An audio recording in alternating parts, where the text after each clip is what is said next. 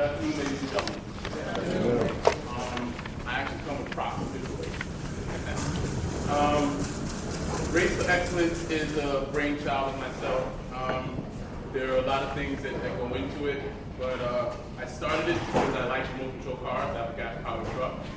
This is an electric car. This is the car that children use in the program. I work through the school system, so we're inside the school. It's a safe place for children to be. It's more than just racing cars. So as you all know, we all have things that we do in life, but the one thing that everything we do in life has in common is that we have to plan to do it. And inevitably, there's going to be some kind of hiccup in that plan. And we're going to have to deal with it. So your choices are deal with it later, and deal with the pitfalls later, or learn to deal with it early. This way, when that later comes, you'll be better prepared to deal with the pitfalls. Because whatever you have planned is cool. Life has its plan, and it's not worried about your plan. Okay? So, in Race for Excellence, students get a clear body. The body is the outside cover of this car. I'm going to take off now. And they have to design it and paint it. And once they design it and paint it, that is their first obstacle. Because children in this program want to drive the car. They're not interested in the body. They're not interested in why it's going to be important for them. They're not interested in the tenets that I'm giving them.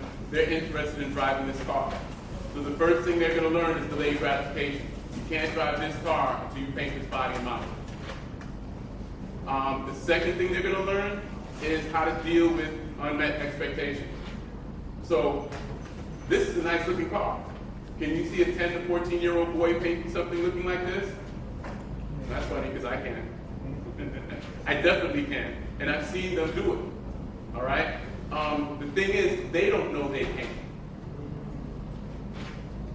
So how about this? Is there anyone in the room who has thought about trying something and has never done it before? Can I see a show of hands?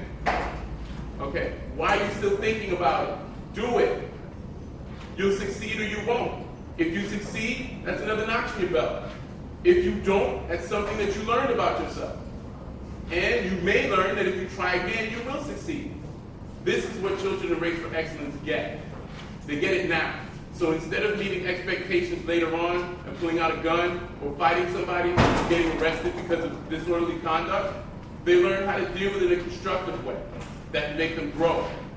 Race for Excellence is about building self-esteem and self-worth. Because without that, there's nothing for you to measure the worth of the next person standing next to you. Okay? So I want you all to be clear. As much as I take on a lot of responsibility for this program, the participants in this program just have to show up. The participants are the men in our community. I would like the participants to be the men in your community, because children in your community need men, particularly the boys. This is a boys program, this is men's involvement, right? So we can all point the finger and say this is what's wrong and that's what's wrong, but that's not fixing it. That's not supporting a solution. This is a viable solution, and this should be in every school in New York City.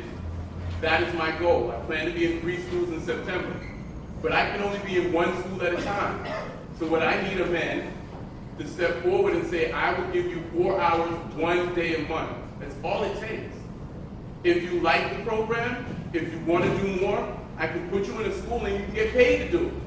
You can get paid to have fun. Paint cars, race cars with kids, laugh, and in doing so, that's the very definition of mentoring.